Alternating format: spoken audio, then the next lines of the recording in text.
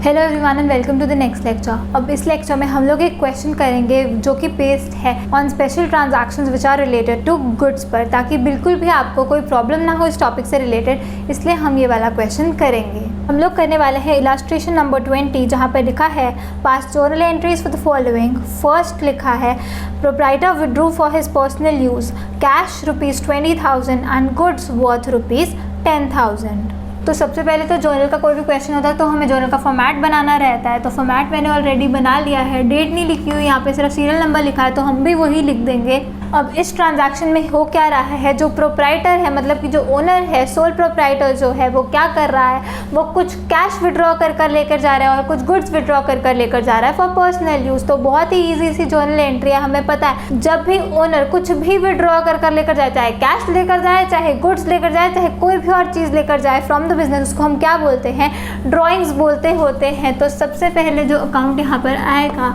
Drawings account हमारा debit होगा, क्योंकि ड्राइंग्स हमेशा क्या करती हैं, कैपिटल को कम करती हैं। तो ड्राइंग्स अकाउंट डेबिट कितने से डेबिट होगा, 20,000 वो कैश लेकर जा रहा है और 10,000 के वो गुड्स लेकर जा रहा है। तो ड्राइंग्स तो टोटल ही होगी इन दोनों का, क्योंकि चाहे वो कैश लेकर जाए चाहे वो गुड्स लेकर जाए, हमारे लिए क्या है, हमारे लिए वो ड्राइंग्स है, उतने से उसकी कैपिटल का बैलेंस कम हो जाएगा। तो 20,000 कैश लेकर गया, 10,000 के गुड्स लेकर गया, तो टोटल 30,000 से हमारी जो ड्राइंग्स का अकाउंट है वो इफेक्ट होगा। तो ड्राइंग्स अकाउंट डेबिट 30,000, जिसको डाउट हो वो यहाँ पर भी ले ब्रैकेट में 20,000 प्लस 10,000 कर ये एंट्री निकली है, और लिखेंगे टू कैश अकाउंट, जितना कैश बिजनेस का कम हो गया, कितना कम हुआ, 20,000 रुपीज़ से बिजनेस का कैश कम हो गया क्योंकि ओनर लेकर चला गया कैश, तो बिजनेस का कैश कम हो गया 20,000 रुपीज़ से। और टू हम क्या लिखेंगे, परचेज, क्योंकि वो गुड्स भी लेकर गया है बिजनेस में से, कितने रुपए वाले, 10,000 रुपये वाले जो गुड्स थे वो लेकर गया। यहाँ पर आप लोग नरेशन भी लिख दोगे, being cash ₹20,000 and goods costing ₹10,000 withdrawn by the owner for personal use. अब यहाँ पर हमने ड्राइंग्स अकाउंट को डेबिट क्यों किया है, लिख भी देते हैं साइड पे, आप लोग नहीं लिखोगे, ये सिर्फ समझाने के लिए जो लोग ये लेक्चर फर्स्ट टाइम देख रहे हैं। Debit decrease in capital, cash account को हमने क्रेडिट क्यों किया, क्रेडिट डिक्रीज इन एसेट, और परचेज अकाउंट को हमने क्रेडिट क्यों किया, क्रेडिट डिक्रीज इन एक्सपेंस, क्योंकि वो कैश भी विड्रॉ कर लेकर गया था और गुड्स भी विड्रॉ करके लेकर गया था फॉर पर्सनल यूज़। तो ड्राइंग्स अकाउंट अब हमारा डेबिट हुआ क्योंकि उतने से हमारा कैपिटल का बैलेंस कम हो गया 30,000 रुपीज़ से। और जो कैश अकाउंट था हमारा, कैश का बैलेंस, बिजनेस का कैश कम हो गया 20,000 रुपये से, क्योंकि ओनर लेकर चला गया वो कैश। और जो हमारी परचेजेस की जो अमाउंट थी, जो खर्चा था परचेजेस वाला, जो गुड्स थे हमारे, वो कम हो गए कितने रुपए से, 10,000 रुपये से, क्योंकि ओनर उनको लेकर चला गया। तो बिजनेस का जो परचेज वाला खर्चा था वो क्या हो गया, उतने से ही कम हो गया। और हम लोग चेक करते हैं total of debit is equal total of credit. तो ये है 30,000 डेबिट और 20,000 प्लस 10,000, 30,000 क्रेडिट। तो हमने जो इफेक्ट दिया है वो सही दिया है। अब जो बच्चे ये लेक्चर फर्स्ट टाइम देख रहे हैं, एक बार प्लीज़ जाके स्टार्टिंग से जो जर्नल का टॉपिक है उसको देखें, ताकि आपको पता चले कि किस तरीके से हम लोग सोचते होते हैं जब हमने जर्नल एंट्रीज पास करनी होती है, और क्या क्या स्टेप्स हम अपने दिमाग में लगा रहे होते हैं for passing any journal entry. तो एक बारी ज़रूर स्टार्टिंग से लेक्चर्स देखिए, ताकि आपको एक एक चीज़ विद लॉजिक समझ में आए। तो नेक्स्ट ट्रांजैक्शन पे चलेंगे हम लोग, जहाँ पर लिखा है goods for ₹50,000 were given away as charity, bracket में लिखा है सेल प्राइस ₹60,000। तो अब डेट तो यहाँ पर दी नहीं हुई, तो हम लोग लिखेंगे सीरियल नंबर 2। तो अब यहाँ पे क्या लिखा है, goods for ₹50,000 were given away as charity, लेकिन ब्रैकेट में कंफ्यूज करने के लिए क्या दे दिया, सेल प्राइस ₹60,000। हमें कोई लेना देना ही नहीं सेल प्राइस से, क्योंकि हम गुड्स को बेच नहीं रहे हैं, पर हम गुड्स को दे रहे हैं एज चैरिटी। तो हमारा जो परचेज वाला खर्चा है वो कम तो हो रहा है, लेकिन हमेशा कॉस्ट प्राइस से ही कम होगा वो। तो हमारा जो खर्चा होगा चैरिटी वाला, और जो हमारा परचेज का खर्चा था वो कम होगा, कितने रुपए से होगा, वो कॉस्ट प्राइस से ही कम होगा। किसी ने भी गलती से भी कंफ्यूज भी नहीं होना कि सेल प्राइस से हम वो जर्नल एंट्री पास करें, नहीं, हम सेल नहीं कर रहे, यहाँ पर हम गुड्स को दे रहे हैं एज चैरिटी। तो जो हमारा परचेज वाला खर्चा था वो कितने रुपए से कम होगा, कॉस्ट पे हमारी परचेजेस होती है, तो कॉस्ट पे ही वो परचेजेस क्या होंगी, कम होगी। यहाँ पे हम लोग जर्नल एंट्री भी लिखेंगे charity account debit. Charity account को हमने क्यों डेबिट किया, डेबिट इंक्रीज इन एक्सपेंस, एक खर्चा कर आ रहे हैं हम जिसका नाम क्या है चैरिटी। चैरिटी अकाउंट डेबिट कितना 50,000 रुपीज़ डेबिट, कॉस्ट से ही हमेशा जर्नल एंट्री डलनी है तो यहाँ पे लगा दूँ स्टार। और 2 क्या लिखेंगे, 2 परचेजेस अकाउंट, हमारी जो परचेजेस हैं वो कितने रुपए से कम हो जाएंगी, 50,000 से ही हमारी परचेजेस जो हैं वो भी कम हो जाएंगी। तो यहाँ पर आप लिखेंगे being goods given away as charity. साथ ही में लिखेंगे परचेजेस को क्रेडिट क्यों किया हमने, credit decrease in expense. Next transaction देखेंगे हम लोग, यहाँ लिखा है goods worth ₹25,000 were distributed as free samples. तो थर्ड ट्रांजैक्शन हम लोगों ने रिकॉर्ड करनी है जहाँ पर लिखा है goods worth ₹25,000 were distributed as free samples. अब आप गुड्स को देकर आ रहे हो, फिर से बेच कर नहीं आ रहे, देकर आ रहे हो, किस लिए, एज फ्री सैम्पल्स। तो एक खर्चा कर रहे हो आप अपनी एडवर्टाइजमेंट के लिए, अपनी सेल्स प्रमोशन के लिए। तो सबसे पहले तो उस खर्चे को हम क्या करेंगे, डेबिट करेंगे। तो हम लोग यहाँ पर लिखेंगे एडवर्टाइजमेंट एक्सपेंसेस डेबिट, या अकेला एडवर्टाइजमेंट भी चलेगा, advertisement expenses account debit to purchases account, क्योंकि फिर से इतनी वैल्यू से हमारी जो परचेजेस है वो क्या हो जाएगी, कम हो जाएगी। एडवर्टाइजमेंट एक्सपेंस को डेबिट क्यों किया, डेबिट इंक्रीज इन एक्सपेंस, क्योंकि इतने से हमारा एडवर्टाइजमेंट वाला जो खर्चा हमने कर दिया 25,000 रुपये का, वो हमारा खर्चा बढ़ गया, लेकिन जो हमारी परचेजेस की अमाउंट थी वो इतने से कम हो गई, क्योंकि इतने के जो गुड्स थे, जो खर्चा था हमारा परचेज वाला, वो हमने क्या किया, दे दिया, तो उतने से हमारा वो खर्चा कम हो गया। तो ये क्यों हमने क्रेडिट किया, क्रेडिट डिक्रीज इन एक्सपेंस। साथ ही में आप लोग नरेशन भी लिखोगे being goods distributed as free samples. Fourth transaction देखेंगे, यहाँ लिखा है goods worth ₹50,000 and cash ₹20,000 was stolen by an employee. तो अब फोर्थ ट्रांजैक्शन करेंगे हम लोग, जहाँ लिखा हुआ है goods worth ₹50,000 and cash 20,000 was stolen by an employee. तो अब कैश भी चोरी कर लेकर जा रहा है और गुड्स भी चोरी कर लेकर जा रहा है वो एम्प्लॉय।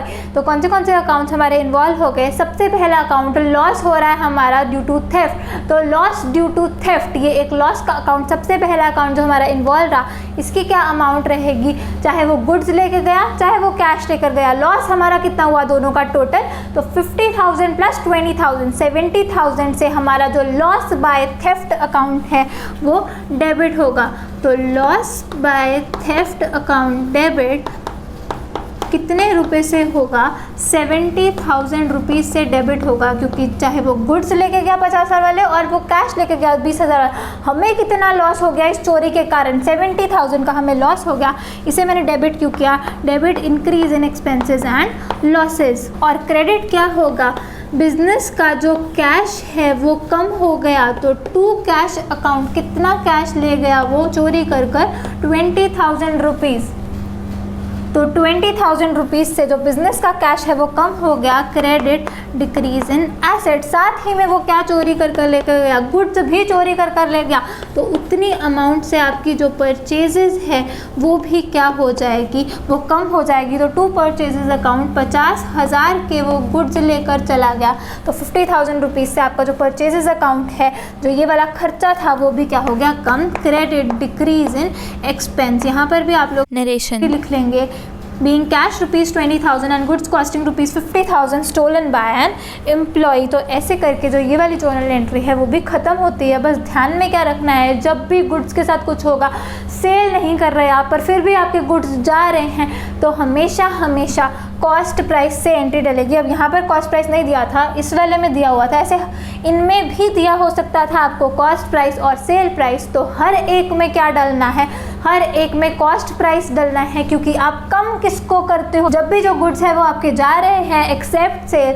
तो क्या होता है, परचेज आपने कॉस्ट प्राइस पर ही करी होती है और परचेज की वैल्यू कम करनी है तो वो भी किससे करोगे, कॉस्ट प्राइस से ही कम करोगे। तो इस एंट्री में भी हम चेक कर लेंगे डेबिट का टोटल क्या है 70,000 और क्रेडिट का टोटल क्या है 20,000 50,000 फिर से 70,000। तो total of debit is equal to total of credit. तो इफेक्ट दिया है हमने वो सही दिया है। तो सबसे पहले आप लोग इतना नोट करें और उसके बाद जो लास्ट ट्रांजैक्शन है वो भी हम रिकॉर्ड करेंगे।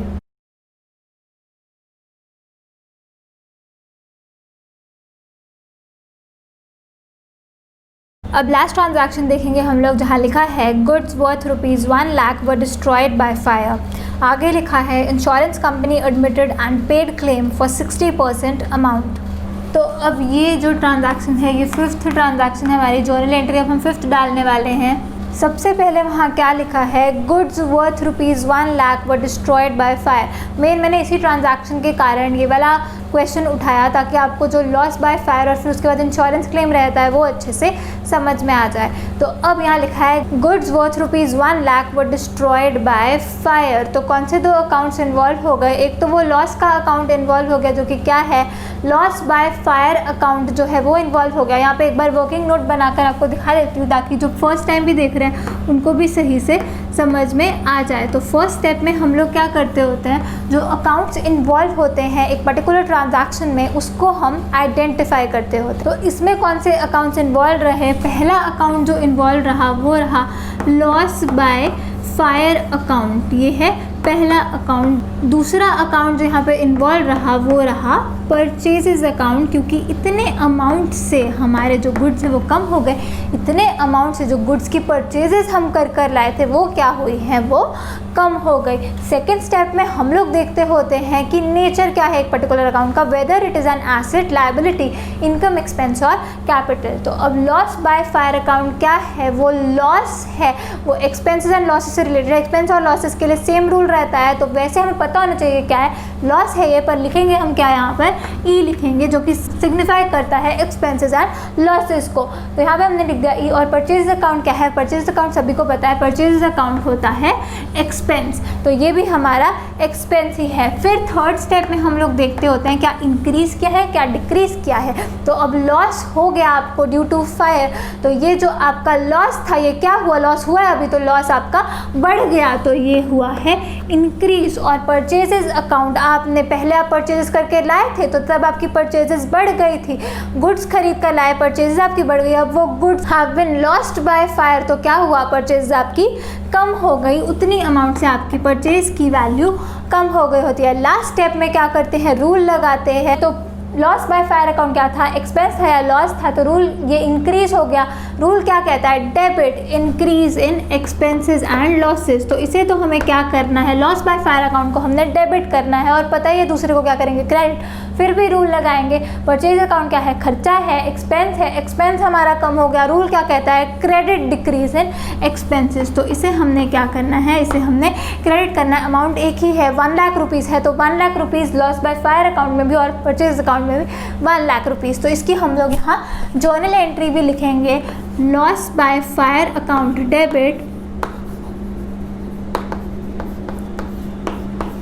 कितने रुपए से, 1 लाख रुपीज़ से हमें ये लॉस हो गया क्योंकि आग लग गई गुड्स को, टू परचेजेस अकाउंट, इतने रुपए से जो पहले हम गुड्स खरीद कर लाए थे, परचेजेस करी थी हमने, वो क्या हो गई, वो कम हो गई। तो 1 लाख और 1 लाख से ये ट्रांजैक्शन जो थी हमने रिकॉर्ड करी, इसकी जर्नल एंट्री हमने पास कर ली। यहाँ पर आप लोग नरेशन लिखेंगे, being goods costing ₹1 lakh lost by fire. अब इसके आगे क्या लिखा हुआ है, insurance company admitted and paid claim for 60% of the amount. तो अब इंश्योरेंस आपने करवाई हुई है, तो सबसे पहले इंश्योरेंस करवाई हुई है तो लॉन्च भी तो करना पड़ेगा आपको, claim with the insurance company. सबसे पहले हम उसकी एंट्री डालेंगे, फिर देखेंगे उन्होंने हमें कितनी अमाउंट दी है। तो सबसे पहले हम क्लेम लॉन्च करने वाले हैं इंश्योरेंस कंपनी के पास, तो हम लोग एंट्री क्या डालेंगे, इंश्योरेंस कंपनी डेबिट, या इंश्योरेंस क्लेम भी लिख सकते हो, insurance company debit to loss by fire account. इसका भी अगर मैं यहाँ पर वर्किंग नोट बनाऊँ तो इसका वर्किंग नोट ऐसे रहेगा, पहला अकाउंट जो इन्वॉल्व रहा वो है इंश्योरेंस कंपनी अकाउंट, और जो दूसरा अकाउंट इन्वॉल्व रहा वो है यही loss by fire account. Second step में देखते हैं वो है क्या, तो इंश्योरेंस कंपनी क्या है, इससे हमें आगे चल के हमें लग रहा है पैसे आएंगे अगर हमारा इंश्योरेंस क्लेम जो है एडमिट हो गया। तो इंश्योरेंस कंपनी हमारे लिए क्या है, हमारे लिए एसेट है। और लॉस बाय फायर अकाउंट क्या था, वो तो एक्सपेंस या लॉस ही था, तो वो अभी भी यही है। तो अब इंश्योरेंस कंपनी के पास आप लोग इंश्योरेंस क्लेम लॉन्च करने चले गए, तो अब जो आपका ये एसेट है इंश्योरेंस कंपनी वाला वो बढ़ गया, आगे चल के आपको इससे पैसे आएंगे ऐसा आपको लग रहा है, तो ये एसेट आपने इंक्रीज कर दिया। और लॉस बाय फायर अकाउंट आपका एक्सपेंस था या लॉस था, जब लॉस हुआ तब तो आपने उसको क्या किया था, वो इंक्रीज हुआ था, लेकिन अब ये लॉस उतनी अमाउंट से कम हो जाएगा क्योंकि हमें लग रहा है इंश्योरेंस कंपनी हमें पैसे दे देगी। तो एसेट हमने ये वाला बढ़ा लिया, तो अब जो हमारा ये लॉस की अमाउंट होगी वो क्या हो जाएगी, वो कम हो जाएगी अगर हमें इंश्योरेंस कंपनी से वो पैसे जो हैं वो मिल जाएंगे। तो अब रूल भी लगा देंगे लास्ट में, इंश्योरेंस कंपनी एसेट आपका बढ़े तो क्या करते हो, उसको डेबिट करते हो, और लॉस बाय फायर अकाउंट आपका एक्सपेंस या लॉस आपके कम हो जाए तो उससे क्या करते हो, credit decrease in expenses and losses. तो हमारी जो है एंट्री बन गई, insurance company debit to loss by fire account. Amount क्या लिखेंगे, पूरे का ही हमने क्या किया है,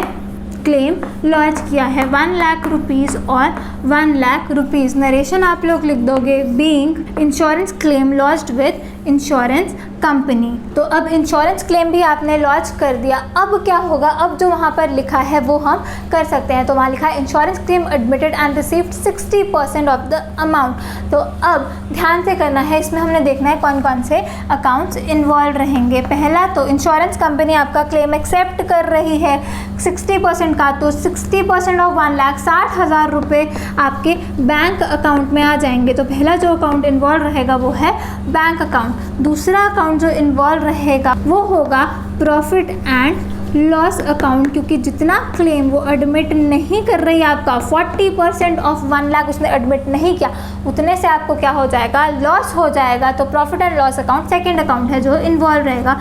और थर्ड और लास्ट अकाउंट जो इन्वॉल्व रहेगा वो इसी इंश्योरेंस कंपनी का होगा, क्योंकि इसी से तो हमें पैसे आने थे, अब कुछ पैसे आ गए और कुछ क्या हुआ, हमें लॉस हो गया। तो इंश्योरेंस कंपनी ये है थर्ड अकाउंट जो यहाँ पर इन्वॉल्व रहेगा। सेकेंड स्टेप में देखेंगे कि इनका नेचर क्या है। बैंक अकाउंट क्या होता है, एसेट होता है। साथ ही में आगे के स्टेप लगा लेते हैं। एसेट हमारा क्या हो रहा है, आपको insurance company 60% of the claim amount दे रही है, तो एसेट आपका बढ़ जाएगा, बैंक बैलेंस आपका बढ़ेगा।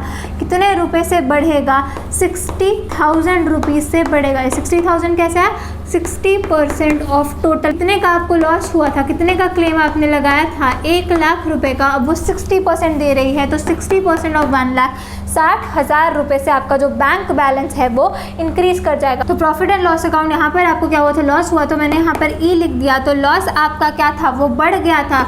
तो एक लॉस आपका बढ़ जाए तो उसको क्या करते हो, डेबिट करते हो। कितने रुपए से डेबिट करोगे, 40,000 रुपीज़ से। ये 40,000 कैसे आया, 40% ऑफ 1 लाख, क्योंकि ये आपका क्लेम इतना पोर्शन आपका एडमिट नहीं किया गया। 60% तो उन्होंने आपको दे दिया, लेकिन 40% आपको क्या हो गया, लॉस हो गया। तो प्रॉफिट एंड लॉस अकाउंट आपका बढ़ गया कितने रुपए से, 40,000 रुपये से। और इंश्योरेंस कंपनी जो है वो क्या थी, वो हमारा एसेट थी, उससे हमें पैसे आने थे। अब ये एसेट आपका, इसने आपको पैसे दे दिए या कुछ आपको लॉस हो गया, तो ये एसेट आपका कम हो गया। तो एसेट कम हो गया कितने रुपए वाला, पूरा 1 लाख रुपए वाला आपका एसेट कम हुआ, क्योंकि वही बात कि कुछ तो आपको पैसे आ गए और कुछ क्या हो गया, आपको लॉस हो गया। तो पूरा एसेट आपका कम हो गया। लास्ट में हम रूल लगा देते होते हैं, बैंक अकाउंट एसेट आपका बढ़ रहा है, इसको क्या करोगे, डेबिट करोगे। प्रॉफिट एंड लॉस अकाउंट आपका, यहाँ पे आपका लॉस था तो लॉस आपका बढ़ गया, debit increase in expenses and losses. और इंश्योरेंस कंपनी आपका एसेट आपका कम हो गया। एसेट कम हो जाए तो क्या करते हो, क्रेडिट डिक्रीज इन एसेट। यहाँ पे चेक कर लोगे, total of debit is equal to total of credit. तो डेबिट का टोटल क्या है, 60,000 प्लस 40,000 1 लाख, और क्रेडिट क्या है, वो तो ऑलरेडी 1 लाख है। तो जो इफेक्ट दिया है वो सही दिया है। अब यहाँ पे हम जर्नल एंट्री भी लिख लेंगे। तो बैंक अकाउंट डेबिट, बैंक में आपके पैसे आ गए, कितने आए, 60% ऑफ 1 लाख 60,000 रुपये आपके बैंक अकाउंट में आ गए। साथ ही में profit and loss account debit, कितना लॉस हो गया आपको, 40% लॉस हो गया, क्योंकि सिर्फ 60% अमाउंट ही आपको मिली। तो 40% ऑफ 1 लाख 40,000 रुपये आपको लॉस हो गया। और 2 इंश्योरेंस कंपनी, आपका जो एसेट था पूरा 1 लाख रुपए वाला, वो ख़त्म हो गया, क्योंकि कुछ तो उसने आपको पैसे दे दिए और कुछ आपको क्या हो गया, लॉस हो गया। तो 1 लाख रुपए से आपका ये पूरा जो एसेट आपने यहाँ पे खड़ा किया था इंश्योरेंस कंपनी के नाम से, वो ख़त्म हो गया। यहाँ पे भी आप लोग नरेशन लिख लेंगे, being 60% claim admitted and paid by insurance company. और हमें पता है नरेशन में क्या करना होता है, जो क्वेश्चन में लिखा होता है वही सेम हम लिख सकते होते हैं। और लास्ट में क्या करेंगे, हम ये जर्नल का जो टोटल है वो भी यहाँ पर लगा देंगे। तो टोटल हमारा क्या लगा है, मैं तो कॉपी कर रही हूँ पर आप लोग हमेशा कैलकुलेट करेंगे देखने के लिए, ताकि कोई अमाउंट आपने यहाँ पे गलत ना लिख दी हो या कोई अमाउंट आपने मिस ना कर दी हो लिखने के लिए। तो टोटल आ रहा है इसका 4,75,000 डेबिट और 4,75,000 ही क्या क्रेडिट। तो इसी के साथ जो ये वाला क्वेश्चन है ये भी यहाँ पर ख़त्म होता है। आई होप सभी को समझ में आ रहा हो अच्छे से कि क्या क्या लॉजिक रहते हैं हर जर्नल एंट्री को पास करने के लिए, और क्यों किसी चीज़ को हम डेबिट करते हैं, क्यों क्रेडिट करते हैं, क्या उनकी अमाउंट रहती है, वो अमाउंट लेने का रीज़न क्या रहता है पीछे, सब कुछ आप लोगों को अच्छे से समझ में आ रहा हो। और जो बच्चे ये लेक्चर फर्स्ट टाइम देख रहे हैं प्लीज़ जाकर स्टार्टिंग से सारे लेक्चर्स देखिए, क्योंकि हर चीज़ लिंक्ड होती है और आगे वही कॉन्सेप्ट्स चल रहे होते हैं। बेसिक्स अगर आपने अपने स्ट्रॉन्ग कर लिए तो ये सब्जेक्ट आपको बहुत ही ज़्यादा अच्छा लगेगा।